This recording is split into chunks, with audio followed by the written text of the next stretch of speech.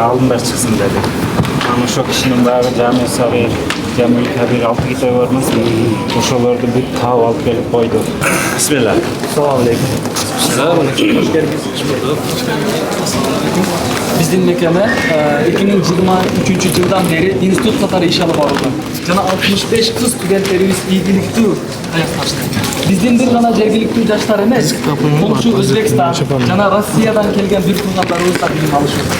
Атап айтканда, биздин медресебиз ислами билимди жайылтуу жана ошондой эле жаштарга туура тарбия берүү жана коомго жакшы инсандарды окутуу. Жабир кыздар медресеси.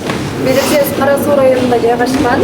2018 жылда муфтият таалоонун расмий уруксат алып 2021 жылдан тартып өз ишмердигин баштаган. Медресенин эң алгачкы мүдүрү болуп Тусбеков Атурман устаз дайындалган.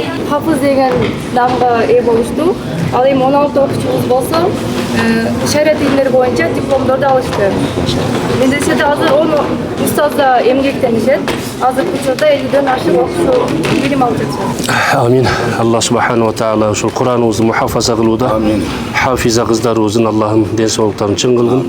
Gelecekte Kur'an kızmatçısı kılgın. Huday Teala ilminlerdi ziyada kılsın. İlminler gamal kılgan. Gelecek urpaktı tarbiyalagan. Ustazalardan bolunuzlar. Huday Teala'nın yüzün gördü jarık. İmanı bekem olsun. Allahu akbar. Bizde medreselerden tışkarı ayallar borborları dağın işleyip hazırat. Sizlerin tapşırmanızda bağlayıp.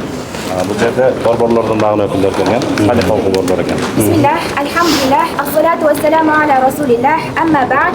Esselamu aleyküm ve rahmetullahi ve berekatuhu. Aleykümselam. Allah Taala barımızlardan razı olsun. Amin. Amin. Allah subhanahu wa ta'ala şu salih ayalda oklu borboruna iyiliklerdi versin. Ustazalarga güç kuvvet versin. Alem oşol jerde ilim talabında жүрген kızlarımızdı, hafizalarımızdı Huday Teala'nın zeyinlerini kur çıkarıp paydalı ilim nasip olsun. Allahu akbar. Bu kitap negizинен 5 bölümдөн турат.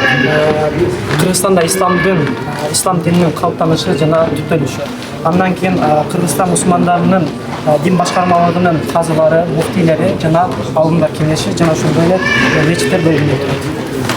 Анан дагы нечендеген кылымдарды карыткан, тарыхыбызда ата-бабаларыбыз жараткан Аллах Тааланын колдоосу менен элибиз татаал жолдорду басып өтүп, кан жанын аябастан кыргыз мамлекетин түптөдүк.